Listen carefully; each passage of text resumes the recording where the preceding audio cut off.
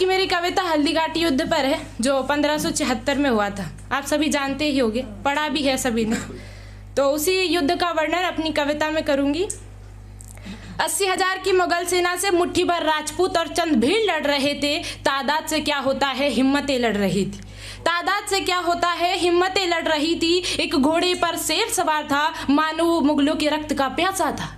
एक घोड़े पर शेर सवार था, मानो वो मुगलों के रक्त का प्यासा था।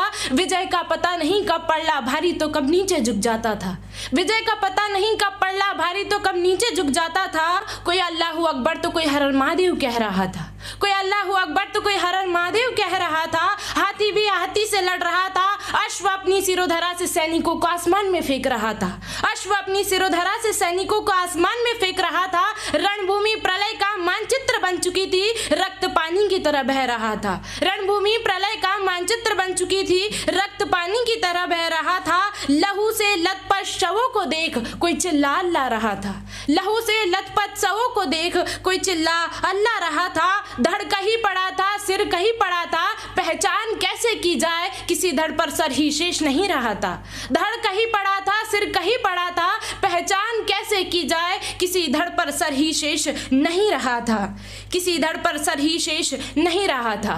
राणा की तलवार कैसे मुगलों की छातियां चीर रही थी, उसी का वर्णन इन पंक्तियों में कि राणा की वो तेज धार चमकती तलवार थी, मानो वो तलवार मियान में कभी सोई ही नहीं।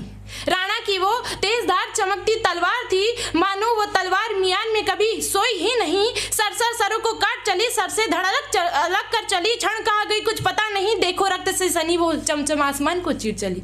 देखो रक्त से सनी वो चमचम आसमान को चीर चली। नेत्र क्षति को अचरज कर बस वो चीर गई, वो चीर गई। लगे जैसे आसमान से बिजली गिरी, जिस पर गिरी वो खड़ा हुआ नहीं। लगे जैसे आसमान से बिजली गिरी, जिस पर गिरी वो खड़ा हुआ नहीं। देखो रक्त से सनी वो चमचम आसमान को चीर चली। देखो रक्त से सनी वो चमचम आसमान को चीर चली। वो रक्त की प्यासी रुकी नहीं, बस लहू पीती रही। वो रक्त की प्यासी रुकी नहीं, बस लहू पीती रही। देख राणा की तलवार को हर एक मेवाड़ी सैनिक लड़ते रहे। बदन का लहू बह गया फिर भी खौलाते रहे।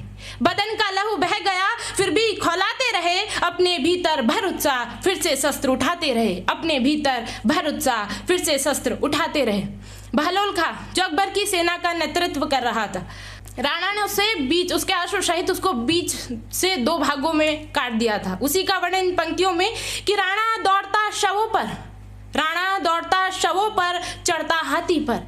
राणा दौड़ता शवों पर चढ़ता हाथी पर, आसमान में उड़ चला सनसन उसकी तलवार हवा को काट गई। बहलोल खां के शरीर को अश्व सहित दो भागों में चीर गई। बहलोल खां के शरीर को अश्व सहित दो भागों में चीर गई। राणा की तलवार बनी मुगलों का काल, मगरूर छातियां ऐसे चीर गई जैसे नाव लहरों को चीर गई। मगरूर छातियां ऐसे चीर गई जैसे नाव लहरों को चीर गई। जब युद्ध चरम पर पहुंच चुका था, उसी का वर्णन कि हल्दी घाटी का युद्ध चरम पर पहुंच गया, तब राणा का भाला भी बोल उठा। राणा उठा ले मुझको, तनिक भी विश्राम न दे, खोप दे दुश्मनों के सीने में, मेवाड़ पर पड़ी वो आंखें नोच ले। पड़े जो कदम मेवाड़ पर उन्हें उखाड़ ले। पड़े जो कदम मेवाड़ पर उन्हें उखाड़ ले। ऐसा प्रलय मचा कि सूरज ने भी अपनी आंखें मूंद ली और वो सांझ विधवा की तरह रोने लगी। ऐसा प्रलय मचा कि सूरज ने भी अपनी आंखें मूंद ली और वो सांझ विधवा की तरह रोने लगी। बनी रणचंडी वो हल्दी घाटी थी। बनी रणचंडी वो हल्दी घाटी थी। मुगलों का रक्त पीती रही और राजपूतों के लिए रोती रही। मुगलों का रक्त पीती रही और राजपूतों के लिए रोती रही। अकबर कभी राणा प्रताप के आमने सामने कभी नहीं लड़ा। तो उसी पर ये दो कुछ पंक्तियां हैं कि जो राज कर सके मेवाड़ी माटी पर, ऐसा मुगल कभी पैदा हुआ नहीं। जो राज कर सके मेवाड़ी माटी पर, ऐसा मुगल कभी पैदा हुआ नहीं। राणा जैसा राजपूत देखकर अकबर कभी चैन से सोया नहीं।